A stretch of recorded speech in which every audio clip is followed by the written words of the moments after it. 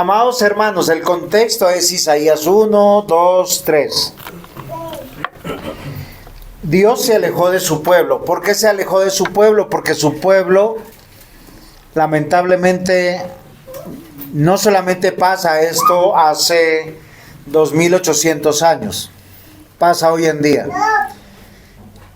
El pueblo de Dios dice ser creyente, pero tiene prácticas de no creyentes. Y algo que nosotros tenemos que considerar es lo que la palabra de Dios dice. Porque a veces nosotros pensamos que el juicio de Dios es para el no creyente. Yo les voy a comunicar algo de lo que pasa en esta tierra. Porque a veces nosotros nos hacemos una pregunta: ¿por qué me está pasando estas cosas si yo estoy haciendo todo bien? A nosotros nos parece que estamos haciendo las cosas bien. Porque voy a la iglesia, porque escucho la prédica, porque doy mi diezmo, porque doy la ofrenda. La pregunta es: ¿tú sabes que estás viviendo dentro del reino? Que Dios juzga tus pensamientos, tus motivaciones, juzga lo que has hecho anoche, toda esta semana, y que nosotros somos como cartas abiertas delante de Él, y que a Él no lo podemos engañar. Hay algo importante que debemos comprender. Voy a leer estos mismos textos que acabamos de leer en una versión diferente.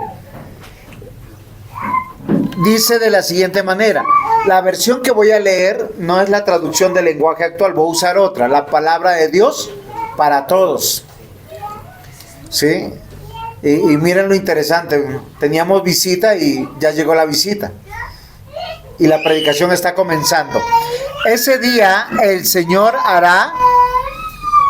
Sí, pónganme atención aquí un poquito, miren. Ese día el Señor hará retoñar la nación. Será algo hermoso y glorioso. La cosecha de la tierra restaurará el orgullo y el honor de los sobrevivientes de Israel. Los que se fueron de Sión y los que permanecieron en Jerusalén. Todos los que se cuenten entre los que viven en Jerusalén serán llamados santos. Cuando el Señor haya lavado las impurezas de las hijas de Sión, y con el espíritu de juicio y fuego limpie la sangre derramada de Jerusalén, el Señor creará una nube de humo durante el día y un esplendor de fuego brillante durante la noche. Estará sobre todo monte y sobre la asamblea reunida. Por encima de todos habrá una carpa, de los que los protegerá del calor durante el día y que les servirá de refugio y cobijo ante las tormentas y la lluvia. ¿Se han dado cuenta que lo que más nosotros necesitamos en este mundo es sentirnos seguros? Si yo le pregunto acá a la gran mayoría de personas ¿por qué trabajan?, me van a decir para tener cierto bienestar. Todo lo que nosotros hemos traído hoy acá a la iglesia nos ha costado, de alguna manera. La ropita que tenemos nos cuesta, el celular que tenemos nos cuesta. Todas las cosas que nosotros tenemos y lo que hemos forjado en la vida nos cuesta. ¿Se han dado cuenta que hay cosas que nosotros nos esforzamos por tener, pero fracasamos en conservarlas? Y nosotros no vemos el juicio de Dios. Queridos hermanos, Isaías 1, 2 y 3, ¿saben? Se resume en una sola frase: ¿dónde están los hombres? Los hombres brillan por su ausencia. Los que deberían estar dirigiendo están ausentes y dejaron a niños o jóvenes al frente. Y las mujeres que quedaron solas también quedaron al frente. Sin embargo, viene el juicio de Dios y Dios nos va a expresar algo. Él no va a acabar con todos. Pero mientras que hayan personas rebeldes dentro del pueblo, el juicio nos va a doler a todos. Eso es algo que nosotros no consideramos. Miren, queridos hermanos, los niños son hermosos a esa edad. Si nosotros no los instruimos a esta edad, cuando tengan la edad de Juan David, de Johan, serán ingobernables.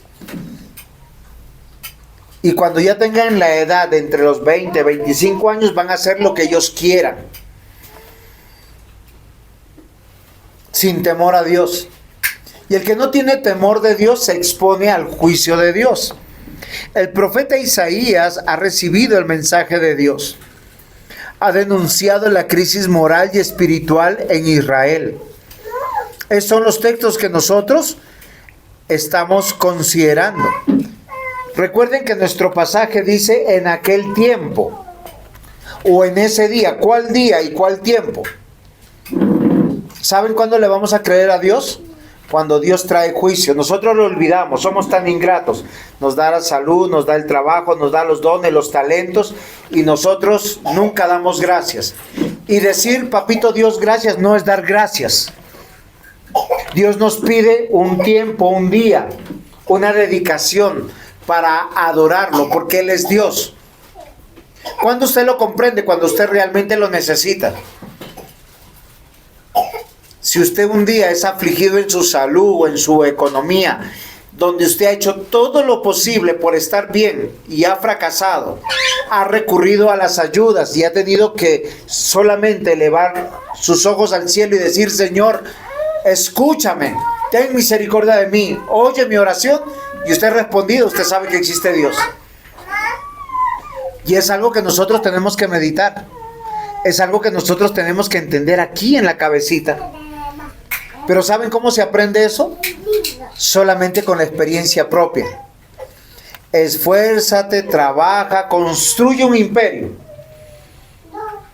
Y cuando Dios te dice, ese imperio lo construí yo para ti, ahora me lo das a mí, es cuando a ti, tú recién te das cuenta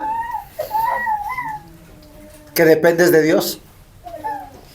Cuando tú confías en las personas, en su amor, en su cariño, en su empatía, en su fraternidad, y tú te das cuenta de un momento a otro que esa persona que tú esperabas tanto, esa persona, y te traiciona, te abandona. Miren, queridos hermanos, yo lo he visto. Hijos abandonando a padres, estafando a sus padres, robándole a sus padres, haciéndoles firmar para quitarles sus cosas. Es algo muy triste, ¿sí o no? ¿Quién diría que eso va uno a esperar de un hijo? Cónyuges robándole lo que le corresponde a la persona que le decían que lo amaba. ¿Saben por qué no nos pasa en algunos casos esas cosas aquí? Porque Dios de su gracia ha restringido nuestra maldad. Nosotros pensamos que somos buenos, pero somos malos, somos perversos. Y yo se los puedo demostrar. ¿Cuántos de ustedes dicen te amo solamente para beneficiarse del cuerpo de la otra persona, de la economía de la otra persona? ¿Qué día yo quedé sorprendido de eso? No voy a decir nombres, pero alguien que dice apreciar mucho a una persona, dijo, ojalá me despidiera para que viera que yo le quito todo lo que tiene. Y eso es terrible, porque piensa que lo ha construido bajo su esfuerzo. Queridos hermanos, amados hermanos, el juicio de Dios y el castigo de Dios no es la última palabra, porque cuando viene el juicio, y vemos que esa es la introducción para entrar a este capítulo, es que Dios vio que los hombres abandonaron su temor a Dios. Por lo tanto, los jóvenes le quitaron su puesto a ellos. ¿No estoy? Las esposas que tanto embellecieron los traicionaron. Y luego viene el juicio de Dios enviando la guerra, la ruina económica, la pobreza. Y en ese momento, en ese día, es donde entra este capítulo. Porque nos va a hablar de la gloria de Dios sobre su pueblo que Él va a redimir. El título de la predicación es La gloria de Dios. 1, 2, 3, 4 palabras. La gloria de Dios. Por nuestra rebeldía, por nuestro orgullo, nosotros tenemos que ser menguados y Dios tiene que ser engrandecido, glorificado. Miren, queridos hermanos, ninguno de nosotros que estamos aquí en medio de la abundancia, en medio de la salud, sabemos dar gracias, sabemos adorar, sabemos decir, este es el día que el Señor ha pedido, para brindarle nuestro cántico, para brindarle nuestras oraciones, para glorificarle. Voy a usar un término muy fuerte, somos miserables. ¿Por qué razón? Porque aprovechamos todo el bien de Dios para nuestra propia gloria. Y no para agradecer y no glorificar a Dios. Aún cuando nos vemos al espejo, tenemos que ver las grandes y maravillosas obras que Dios ha hecho con nosotros. Y a veces somos tan miserables y nos quejamos. Y yo les decía en las prédicas pasadas, si Dios nos hizo perfectos conforme a su propósito, a su imagen, ¿qué tenemos que ir a exponernos a un quirófano para quitar, poner, modificar? A no ser que sea médicamente necesario. Miren lo que pasó en esta semana. Una señora, porque se sentía gordita, fue a un hospital. Según ella, ¿para qué? Por vanidad, por orgullo. Estaba saludable, estaba muy bien. Hoy no sabemos si está muerta. Y alguien dijo, es que depende del lugar. No, a ella le tocaba ese día.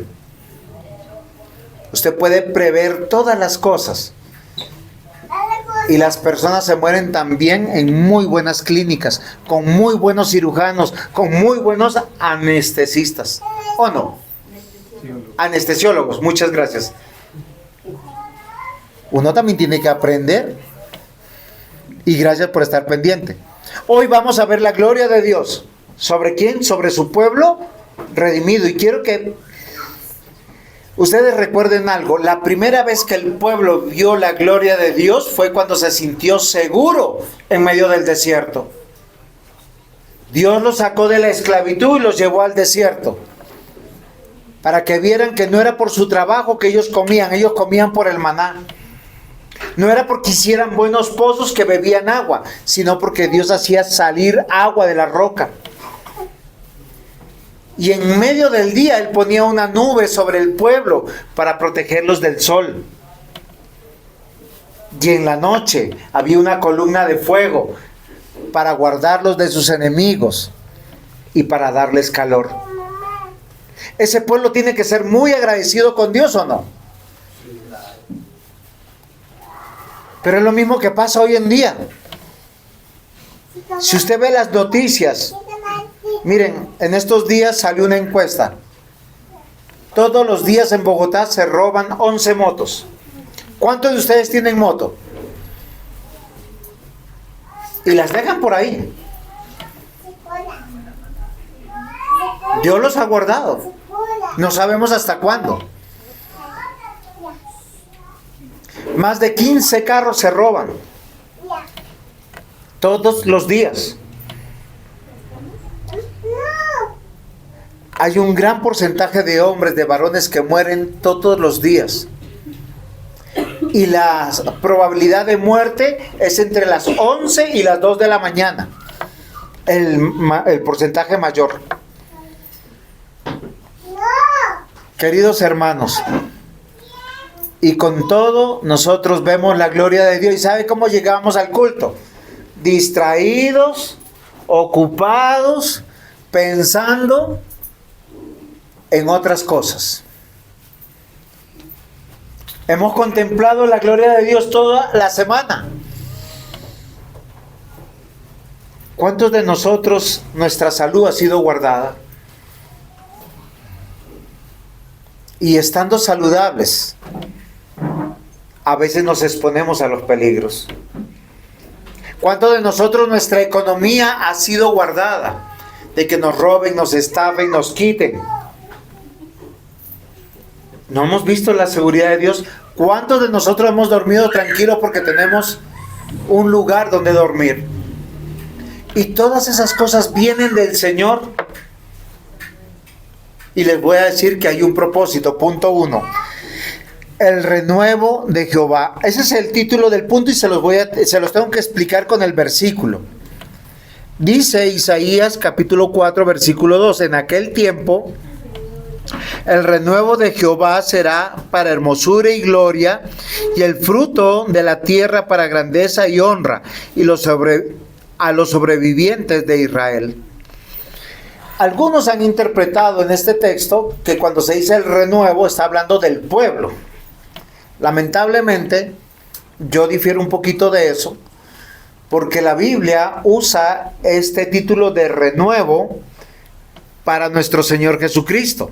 Jeremías 23:5 dice: He aquí que vienen días, dice Jehová, en que levantaré a David renuevo justo, y reinará como rey, el cual será dichoso y hará juicio y justicia en la tierra. Jeremías es casi contemporáneo de Isaías en un sentido. ¿Por qué razón? Porque Jeremías predica después del exilio y en medio del exilio, del juicio de Dios.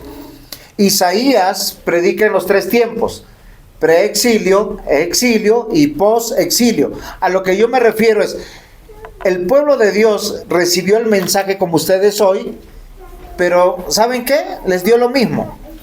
Tenían ese corazón adormitado, ese pensamiento como, a mí no me va a pasar. Le pasará a otra generación, a nosotros no nos va a pasar. Y saben, yo les voy a decir algo, les pasó. Le quitaron hasta el modo de caminar al pueblo. Los esclavizaron, les quitaron sus tierras, sus casas, les quitaron su economía, les quitaron su dignidad, les quitaron sus mujeres, les quitaron sus hijos. Y los dejaron miserables. ¿Saben por qué? Por no oír. Por no agradecer. Por ser desagradecidos. Ahora, yo sé que ustedes no han venido para que yo los vaya a maltratar, pero la verdad que en nuestra carne todos nosotros somos de esa misma manera, a no ser que Dios obre en nuestro corazón para cambiarnos, para hacernos escuchar el Evangelio, para entender que el renuevo de Jehová es Cristo Jesús. He aquí vienen días, dice Jehová, el que levantará a David renuevo justo. ¿Saben ustedes qué es un renuevo, un retoño? Bueno, hace poquito yo vi en la casa del presbítero Otto, afuera, que podaron un árbol y le quitaron todas las hojitas y lo dejaron así el palo solo. Y ayer cuando lo vi, tenía muchos retoños, pero no uno, sino muchos. Hay palitos que en medio de la sequía quedan así peladitos, peladitos. Y cuando usted de pronto ve un puntico verde que está brotando, eso es un renuevo, eso es un retoño. ¿Saben nuestra fe cuándo va a fortalecerse? No porque nosotros seamos hoy los más sabios de la tierra y digamos, no, yo ya entendí, no voy a volver a seguir viviendo la vida que he vivido hasta hoy. Es en serio. Nosotros, ¿saben qué hacemos? Decimos que creemos en Dios, pero vivimos como si Él no existiera. Yo se los puedo probar. Abran sus redes sociales. Le aseguro que en su gran mayoría ninguno dijo, gracias Dios, porque hoy no me has consumido por mis pecados. De hecho, la gran mayoría acá no piensa que son pecadores. Piensa que son buenos hijos, buenos esposos, buenos trabajadores, buenos vecinos, buenos amigos, buenos hermanos, buenos padres. ¿A qué no? Pero no lo somos. Fallamos todo el tiempo porque no lo hacemos para Dios. No hacemos para que Dios sea glorificado. Trabajamos para vestirnos bien, para darnos nuestros gustos, no para el reino de Dios. De hecho, a veces trabajamos para darnos nuestros gustos y consentir a nuestros malcriados. Es una palabra compuesta. Malcriados. Porque un hijo bien criado es un hijo que uno disciplina, corrige, esfuerza. Y no me refiero a la educación o a la moralidad, sino a tener temor de Dios.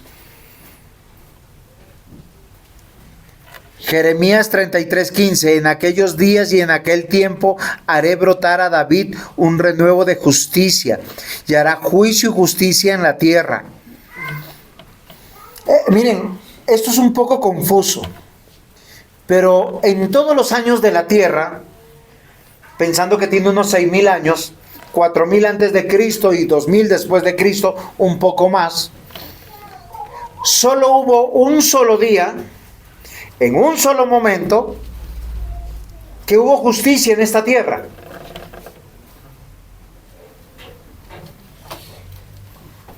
¿Sí sabían eso? Ese día, el Señor Jesús exclamó, Tetelestai. Todo está consumado, todo está apagado. Y descendió la ira de Dios sobre el Hijo de Dios. Tomó su vida. Al Dios de la vida se le quitó la vida y se hizo justicia. Porque Él tomó nuestros pecados ese día. ¿Sí sabían eso? Un solo día en todo lo que existe esta tierra hubo verdadera justicia. Y fue que el renuevo de Dios recibió la ira que usted merece, que yo merezco, por nuestros pecados. Porque la Biblia en el Antiguo Testamento dice, toda alma que pecare, esa, ¿qué es pecado? Vel, que usted sabe lo que es pecado. ¿Saben lo que es pecado? La palabra pecado es cualquier cosa que viole la ley de Dios. ¿Y saben qué dice la Biblia? Tú puedes violar un solo punto de la ley de Dios y ya violaste todo este libro. Estamos hablando de violación. No estamos hablando simplemente, ay, me equivoqué, Señor. Ay, perdóname, es que yo no sabía y... Perdóname, sí, pásame esta por alto.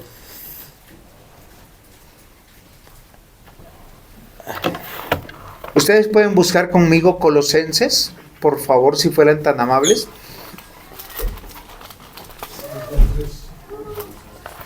Capítulo 2, versículo 13 y 14. Y vamos a leer el 15, porque para darles una buena noticia a algunos y una mala noticia a otros. La Biblia dice que si nosotros pecamos y no tenemos quien nos haya hecho justicia, estamos muertos. Y dice de la siguiente manera, si buscaron, capítulo 2, versículo 13. El apóstol Pablo le escribe a la iglesia y le dice, y a vosotros, estando muertos en pecados y en la incircuncisión de vuestra carne, os dio vida juntamente con él. O sea, estábamos muertos y nos dio vida juntamente con él. Ese él se refiere a la persona de Jesús. ¿Cómo nos dio vida, señora Biblia? Y la señora Biblia nos responde, la palabra de Dios, perdonándonos todos nuestros pecados. Un solo día hubo justicia en esta tierra, plena, perfecta, magnífica. Y la gloria de Dios se llenó. ¿Cómo lo hizo? ¿Cómo Dios nos perdonó nuestros pecados? Porque Él no dijo, Michael, te perdono tus pecados. No, Jesús dice que tomó nuestros pecados, los cargó y los llevó a la cruz. Dice, anulando el acta de los decretos que había contra nosotros, que nos era contraria, quitándola de en medio y clavándola en la cruz. No hay más. Miren, queridos hermanos, a ustedes no los salva el bautismo, no los salva la iglesia, no los salva el papa, no los salva el pastor, no los salvan sus diezmos, no los salva sino solo Cristo. Y la única justicia que Dios reclama y se agrada y se deleita es en la obra de su Hijo,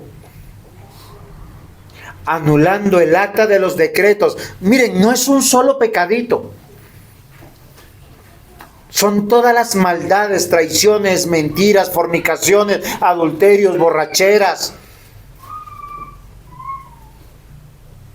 blasfemias, malas palabras, iras, griterías, pleitos que hemos cometido a lo largo de toda nuestra vida.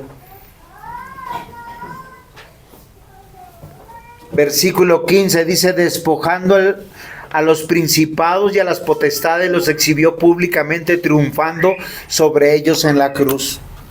¿Saben cómo se quedó Satanás y los demonios? Viendo un chispero. Porque nos salvó por gracia, con poder, nos arrancó de la oscuridad. Una sola vez, un sacrificio perfecto hizo justicia. Y es lo que Isaías está diciendo. En ese día. Miren, no está hablando de que el pueblo, porque si hablamos de un pueblo que es un renuevo, santo, agradable a Dios, yo pregunto, y me pregunté al preparar la prédica, en la historia de la humanidad, ¿cuándo ha habido hombres buenos, santos y perfectos que caminaron con Dios sin fallar? No hay uno. Hasta el que hizo Dios sin pecado. Miren, y es el mismo pecado que hoy muchos queridos esposos hacen. Dejan a su esposa sola. Y no falta por ahí, aunque esté andando en el jardín de Dios, que hay una serpiente que le hable a la oreja. Y la mujer, como es buena para escuchar, le escuchó y se dejó tentar. Y luego tentó al hombre. Y ambos pecaron, pero el responsable es el hombre. Porque el hombre está para guardar a su esposa. ¿Por qué nuestras esposas no se han ido con otros hombres? Porque Dios ha guardado su corazón. No porque sean las vírgenes poderosas de Ebenezer, ni las santas mujeres de Sión. Queridos hermanos, Zacarías 3:8 dice lo mismo: escucha pues ahora, Josué, sumo sacerdote, tú y tus amigos que se sientan delante de ti, porque son varones simbólicos. He aquí yo traigo a mi siervo el renuevo. Toda autoridad en la iglesia, en el Antiguo Testamento y en el Nuevo Testamento, es un símbolo de Cristo, el único que hace justicia. Zacarías 6:12: y les hablarás diciendo, así ha hablado Jehová de los ejércitos, diciendo, he aquí el varón cuyo nombre es el renuevo, el cual brotará de sus raíces y edificará el templo de Jehová. Amados hermanos, el renuevo de Jehová viene de Dios, porque Él es Dios y se encarnó plenamente para tomar tu lugar y mi lugar, y tener tú y yo la oportunidad de ser perdonados. Jesús dio su vida por nosotros y a veces nosotros le pagamos con tanto desprecio, con tanta irreverencia, con tanto sacrilegio. Y hoy yo les quiero poner en su corazón esto: es que venimos a contemplar la gloria de Dios. Es que le cantamos a Dios, le oramos a Dios, nos reunimos para escuchar la palabra de Dios, y nosotros vamos como si fuéramos a visitar al amigo o al hermano o al vecino. Llegamos tarde, de manera irreverente, nos ocupamos en otras cosas. Hermanos, la Biblia dice, donde 2 o 3 están reunidos en su nombre, aquí está el Señor. Yo no sé si usted lo cree, yo lo creo. Y yo le adoro y yo me lo gozo. Y espero que usted también. Amados hermanos, no todos en Israel son de Israel. hay un pueblo dentro del pueblo. Aquí en este lugar hay un pueblo dentro de este pueblo. Vayan a Romanos capítulo 9, versículos 6 al 8. No que la palabra de Dios haya fallado, porque no todos los que descienden de Israel son israelitas, ni por ser descendientes de Abraham son todos hijos, sino Isaac será llamado descendencia. Esto es, no los que son hijos según la carne son los hijos de Dios, sino los que son hijos según la promesa son contados como descendientes. Aquí hay un pueblo dentro de un pueblo. ¿Qué quiere decir? Que acá hay dos familias. Unos tienen a Dios como Padre, al cual escuchan, oyen, ven su misericordia, disfrutan de Él, se deleitan en Él. Y acá hay otros que dicen creo, pero sus acciones no son coherentes con Dios. No se inclinan ante la gloria de Dios porque no la ven, porque no la perciben, porque no la sienten, porque sus ojos están velados, porque sus corazones están engrosados al punto que les aburre lo que digo. Porque la gloria de Dios tiene que ver con que mis pecados han sido perdonados y en vez de estar en la puerta del infierno, estoy en la puerta del cielo por gracia y misericordia. Un solo día vino el juicio de Dios sobre la tierra para regalar gracia, para decir vuelvan a mí, dejen de vivir para ustedes. La Escritura dice, el que haya su vida la perderá. Sigan la corriente de este mundo, la perderán.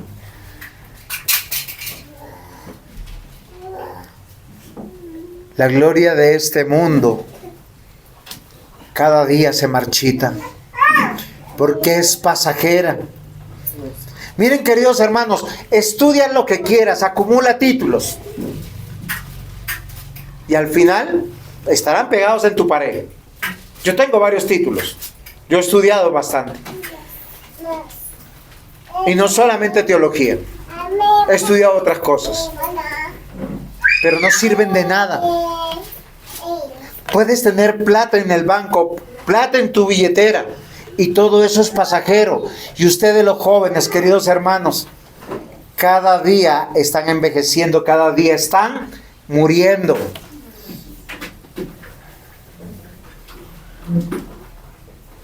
La gloria de Dios. ¿Cómo era el punto 1? ¿Se acuerdan? El renuevo de Jehová. La gloria prometida es la revelación de ese juicio, de que usted y yo se te abran los sentidos para que tú sepas que es por gracia que estás aquí. Punto 2. La purificación del remanente. Nuestro texto dice algo muy importante, que hay un pueblo dentro del pueblo físico de Dios. Desde Génesis hasta Apocalipsis, en esta tierra hay un pueblo que se llama remanente. ¿Sabe qué es un remanente? Vamos a hacer un ejemplo. Aquí estamos, ¿cuántas personas aproximadamente? Unas 35, creo. Listo. Un remanente serían 3 personas de 35. Un remanente de los millones y millones de personas en este mundo, en la historia del mundo. Isaías capítulo 4 versículos 3 y 4 dicen: y acontecerá que el que quedare en Sión y el que fuere dejado en Jerusalén será llamado santo. Todos los que en Jerusalén estén registrados entre los vivientes. Cuando el Señor lave las inmundicias de las hijas de Sión y limpie la sangre de Jerusalén de en medio de ella, con espíritu de juicio y con espíritu de devastación. ¿Cuándo sucedió esto? Yo quiero que ustedes piensen. Recuerden, hubo un solo día de juicio. Hubo un solo día de limpieza y de lavarnos a todos nosotros. ¿Cuándo fuimos lavados? ¿Cuándo fuimos limpiados? Recuerden que Isaías capítulo 1, capítulo 2, capítulo 3 habla de la maldad que había. Miren, los hombres adultos eran explotadores de sus trabajadores. Las mujeres manifestaban las riquezas que estos hombres explotadores habían obtenido oprimiendo a sus mismos hermanos. Ellas competían en certámenes de belleza cuando ellas se reunían. ¿Sabe para qué se reunían? Para ver quién estaba más bonita, más adornada, decorada. Porque así es la persona cuando se aleja de Dios. Porque no se preocupa del corazón, sino de lo externo. Y viene el juicio de Dios. Y dice que en ese día acontecerá algo muy importante. El Señor vendrá y vino en carne. Él es el renuevo de Jehová. Porque en Cristo tu vida y mi vida, esta iglesia y todas las personas de este mundo tienen una razón. El que acepta a Jesús como su Señor, como su Dios y su Salvador, tiene una razón para vivir para el reino. Aquel que rechaza no va a volver. Aquel que rechaza lo va a negar. Y no solamente decir yo creo, yo no creo, sino con su vida. Porque es ilógico decir yo creo en Dios y vivir como el diablo. Porque aquel que ha nacido de nuevo ve a Cristo, oye a Cristo, sabe que Dios está presente, que su gloria está aquí. El insensato, ¿qué hace? Provoca a Dios a ira. Mire, todas las redes sociales, TikTok, Instagram, Snapchat, no está nuestro diácono John, está predicando en otra iglesia, con permiso del consistorio por si acaso. ¿Saben qué hacen? Se mofan de las autoridades. Los hijos son expertos. Mire, a un niño usted no le enseña a desobedecer. Usted le tiene que enseñar ¿a qué? A obedecer, a quedarse quieto, a ser respetuoso. No lo va a lograr obviamente en domingo. Tiene que trabajar todos los días para ver el resultado. Todos nosotros nos resistimos a la autoridad desde que nacemos. Nos cuece y nos da mal genio el sujetarnos y el obedecer. El cumplir horario nos mortifica sobremanera. Porque pienso que yo soy importante. Queridos hermanos, el rey David dijo con toda claridad en el Salmo 51, en maldad fui concebido. No hay un bebé bueno. No hay uno. Así sea el hijo del pastor. Así sea el hijo del papa. Bueno, los papas no pueden tener hijos, dicen, ¿no? Pero tienen sobrinos. Queridos hermanos, todos somos malos. Por eso aquí nosotros tenemos que considerar algo muy importante. Solo el Señor nos puede lavar, solo el Señor nos puede limpiar. Este texto que estamos leyendo nos tiene que apuntar al corazón. Porque Dios está diciendo que aquel que cree en Cristo es llamado a ser santo. Esa santidad no es una santidad posicional declarada. Que a nosotros nos han dicho, ¿no? Es que yo ya soy santo porque Cristo murió por mí. Aunque es verdad teológicamente, la Biblia dice textualmente, aquel que comenzó la buena obra la está. ¿Qué quiere decir? Que yo, como Juan José Dávila, hijo de Dios, tengo que ser mejor que el día de ayer. ¿En qué? No lo sé. Pero tengo que ser mejor. Y tengo que parecerme más a Cristo. Y tengo que estar preocupado por agradar a mi Señor y a mi Salvador. Pero si yo no tengo ese sentimiento, yo no tengo esa preocupación, estoy viviendo como viven las mascotas. ¿Quién tiene mascotas? No levanten la mano. Solo es para que se pregunten. Ellas comen, duermen, van al baño y si están enfermas las llevan al médico. Lo mismo que hace cualquiera que no tiene temor de Dios. Viven como mascotas. Porque el creyente sabe qué hace. Porque el Espíritu Santo obra en él. Él está limpiándose. Su preocupación más grande no es ser rico. No es ser titulado. No es conseguir pareja. No es estar preocupado por tener hijos, sino por ser santo.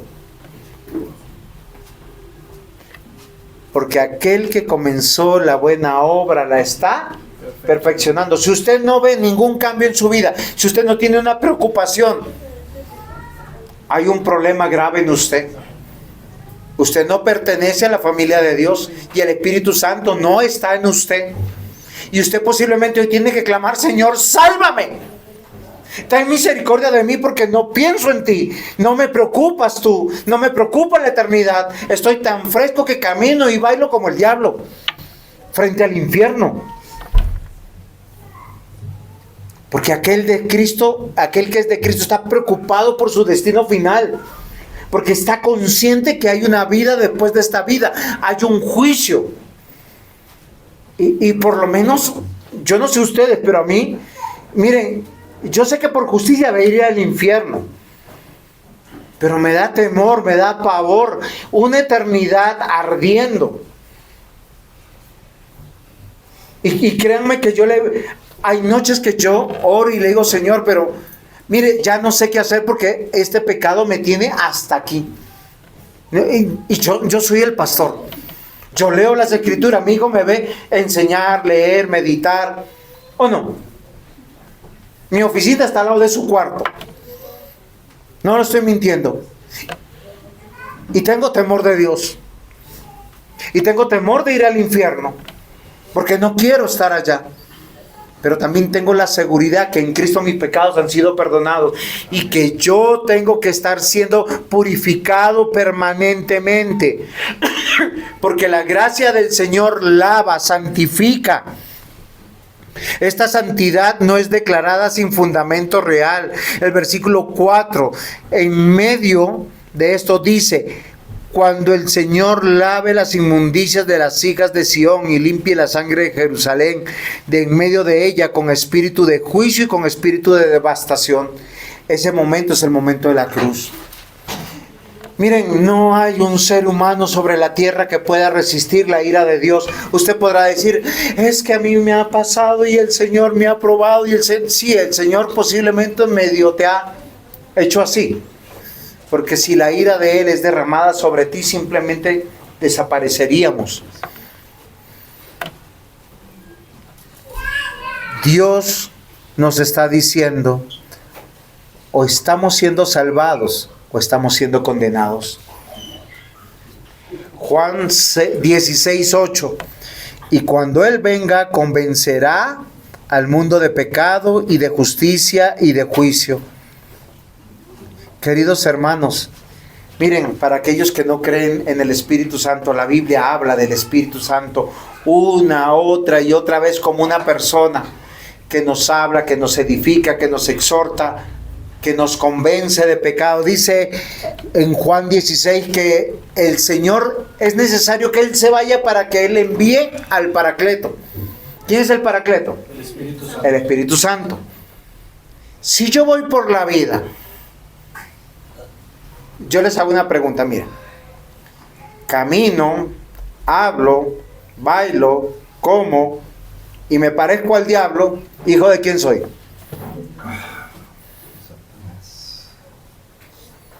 El Hijo de Dios se tiene que parecer a Cristo. Y no está hablando de religión. Está hablando de ser correctos, de ser justos, de ser verdaderos. De buscar el bien, de hacer justicia. Y yo he escuchado: no, es que yo soy santanderiano. No, es que yo soy huilense. Es que yo soy boyacense. O sea, en todas las regiones tienen sus diablos. No, perdón. ¿Cómo es?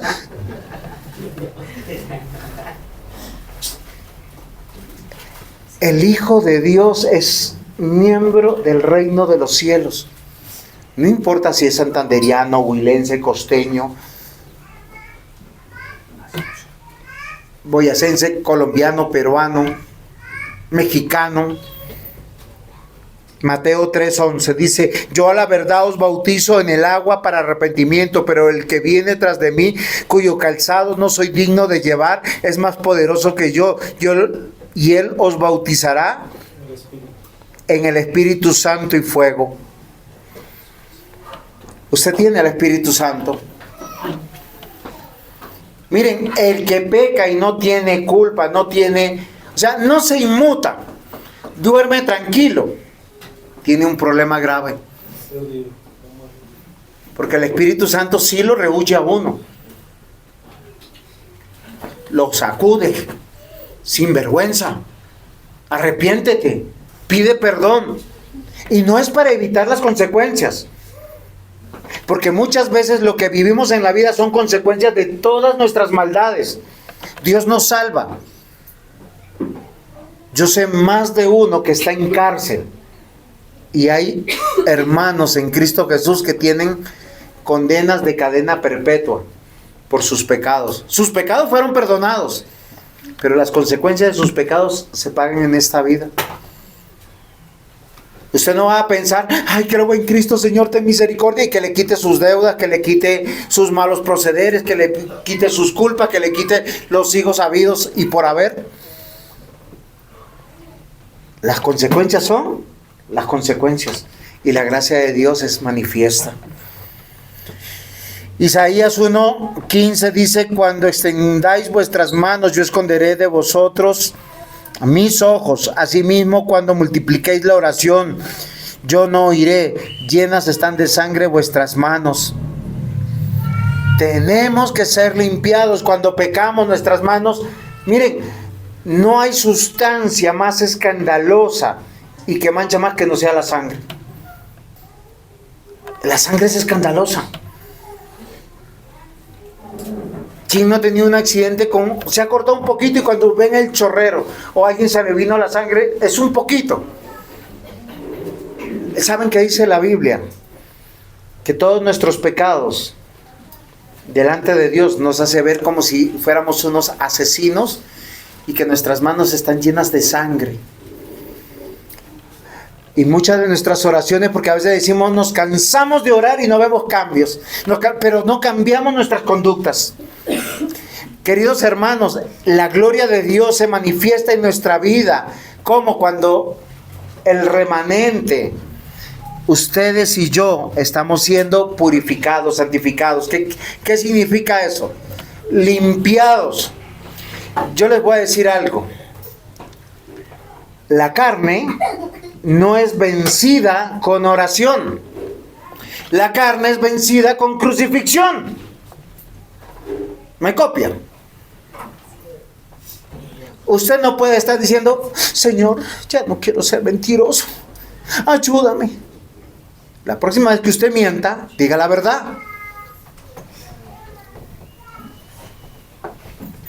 Crucifique la carne. ¿Me están copiando?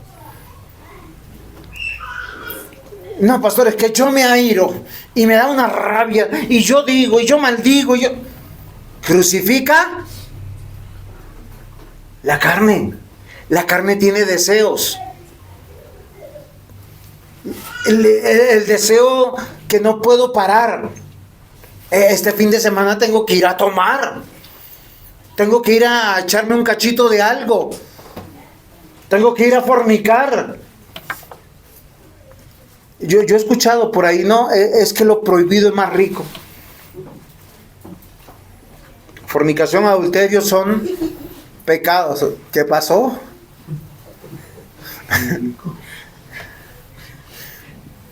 Y no vayan a reprender al diablo, ¿no? Porque los malos pensamientos dice que nacen del corazón. Isaías denuncia en el capítulo 1, dice que ustedes extienden sus manos. Señor, ayúdame. Y el Señor dice: yo esconderé de vosotros mis ojos. Y cuando ustedes oren más, dice, asimismo cuando multipliquen su oración, yo no los oiré. Llenas están de sangre vuestras manos. Ustedes oran: Señor, santificado sea tu nombre. Ayúdame a ser obediente, sujeto a ti, venga tu reino. Hoy aprendíamos eso. Isaías 1:21. ¿Cómo te has convertido en ramera, oh ciudad fiel? Llena estuvo de justicia, en ella habitó la equidad, pero ahora los homicidas. Es como si Dios dijera: Ebenezer, ¿cómo eres una ramera? ¿Ustedes saben a qué se dedicaban las rameras? Son mujeres que vendían su cuerpo por dinero.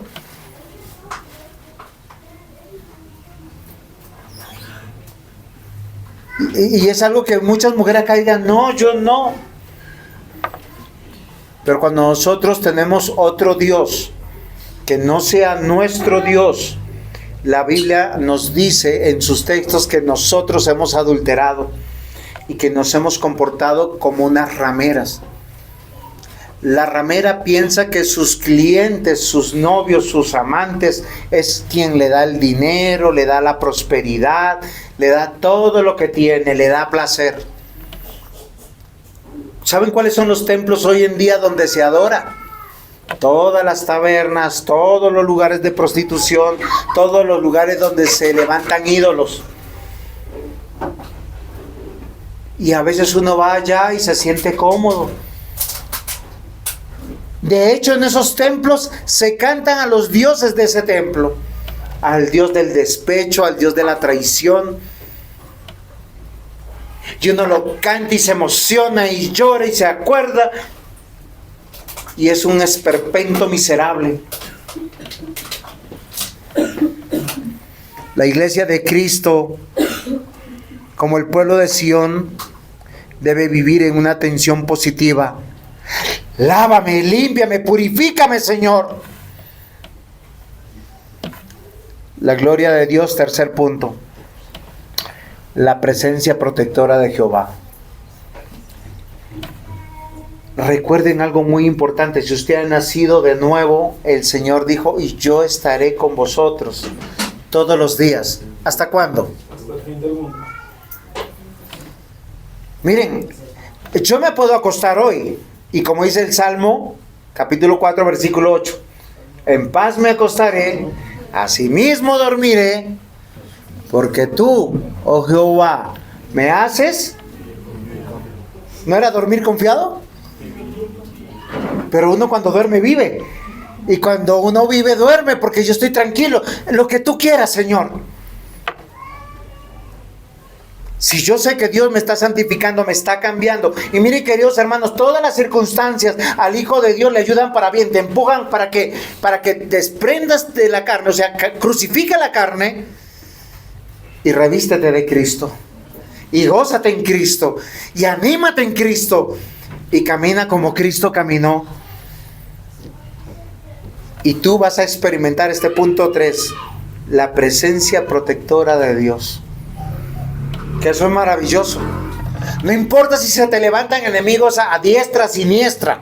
No importa si tus enemigos se multiplican y son los de tu casa.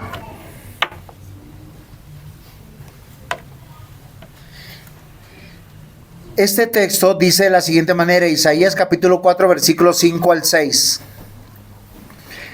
Y creará Jehová sobre toda la morada del monte de Sión y sobre los lugares de sus convocaciones nube y oscuridad de día, y de noche resplandor de fuego que eche llamas, porque sobre toda la gloria habrá un dosel, y habrá un abrigo para sombra contra el calor del día, para refugio y escondedero contra el turbión, contra el aguacero. Amados hermanos, este texto alcanza su clímax o alcanza el punto más alto. Miren, Jesús no solamente vino hace 2000 años para hacernos justicia, no solamente está en medio de nosotros limpiándonos, sino para decirnos: quédense quietos. ¿Sí me escucharon? Porque a veces nosotros pensamos que la santificación es: ay, Señor, ¿qué más hago? Quédate quieto, medita, experimenta el poder de Dios, el obrar de Dios. Es en serio. Y vas a poder, miren, solo cuando uno está quieto, valora realmente quienes están al lado. Valora lo que uno tiene. Si usted esta semana pasó madrugando, trasnochando, esforzado, trabajando, corriendo para aquí, para allá, le aseguro con toda seguridad, no apreció su colchón y no apreció quien durmió a su lado. Porque usted llega y ya al otro día, ay, me levanto cansado. Y al otro día lo mismo, y al otro, y uno llega acá desanimado, aburrido. Ni siquiera tuvo tiempo para reflexionar. Llegué a mi casa y estoy con vida. Llegué a mi casa y estoy bien. El Señor me guardó. El Señor me bendijo. El Señor me fortaleció. A veces no tenemos ni siquiera tiempo para dar gracias en la hora del almuerzo. Ni siquiera alcanzamos a ponernos de rodillas en la cama antes de dormir. Si no, nos metemos en la almohada y, Señor, gracias por este día. Murió.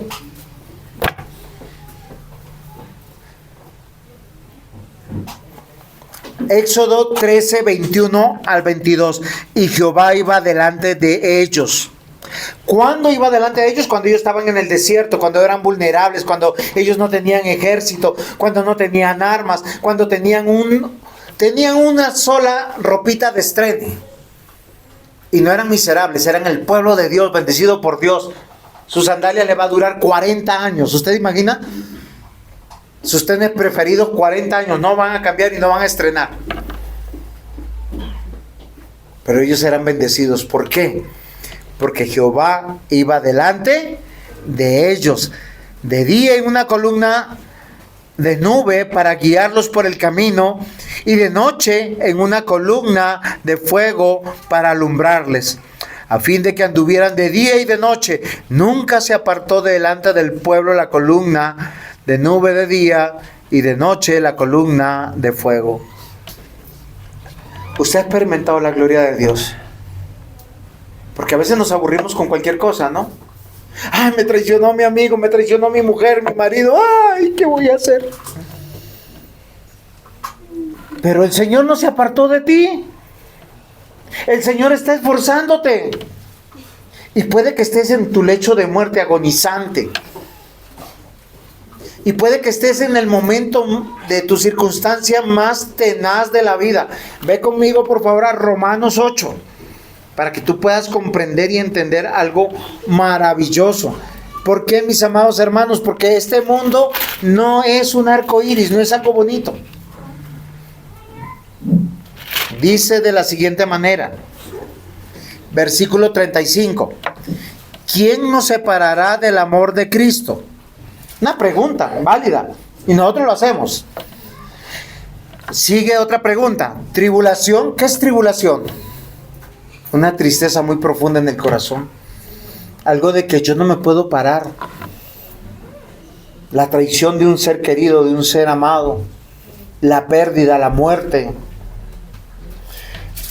Tribulación o angustia, o persecución, o hambre, o desnudez, o peligro, o espada. ¿Recuerden cuál era la pregunta principal? ¿Quién nos separará? Ok. Versículo 36 responde, como está escrito. O sea, no nos dice, te voy a quitar tu circunstancia. Dice, por causa de ti somos muertos todo el tiempo, somos contados como ovejas de matadero. Versículo 37. Antes, en todas estas cosas somos más que vencedores, por medio de aquel que nos amó. Por lo cual estoy seguro. Miren, y acá yo quiero que usted me comprenda. Nosotros somos mortales. Y ver la gloria de Dios aún en los momentos que el mundo no lo entendería. Dice, ni la muerte. Bueno, el muerto no puede hacer mucho, pero la vida sí. Acá dice, ni la muerte ni la vida, ni ángeles, ni principados, ni potestades, ni lo presente, ni lo porvenir, ni el pasado, ni el presente, ni el futuro. Porque algunos dicen, se quedaron en el pasado, ay, es que a mí me pasó esto y esto. Oiga, ya pasó. Ay, no, es que mi presente, no, tampoco. Y hay otros que no saben qué va a pasar en el futuro. Porque, Señor, no sé qué va a pasar. Pero acá que dice que nada nos separará del amor de Dios. Por lo cual estoy seguro. ¿Tú estás seguro de que Dios está contigo? Que puedes decir que estás seguro que ni la muerte, ni la vida, ni ángeles, ni principados, ni potestades, ni lo presente, ni lo porvenir, ni lo alto, ni lo profundo, ni ninguna otra cosa creada nos podrá separar del amor de Dios que es en Cristo Jesús, Señor nuestro. Amén. Amén. Entonces, ¿por qué lloran tanto y se afligen tanto? Porque a veces están tan depresivos o tan afanados. ¿Por qué? Quédense quietos. Disfruten. El Señor está con nosotros. Y podrás ver la gloria de nuestro Dios. Dios tiene una relación con su pueblo. El Salmo 91, versículo 1-2 dice: el que habita el abrigo del Altísimo morará bajo la sombra del Omnipotente. Diré yo a Jehová, esperanza mía, castillo mío, mi Dios, ¿en quién confiaré?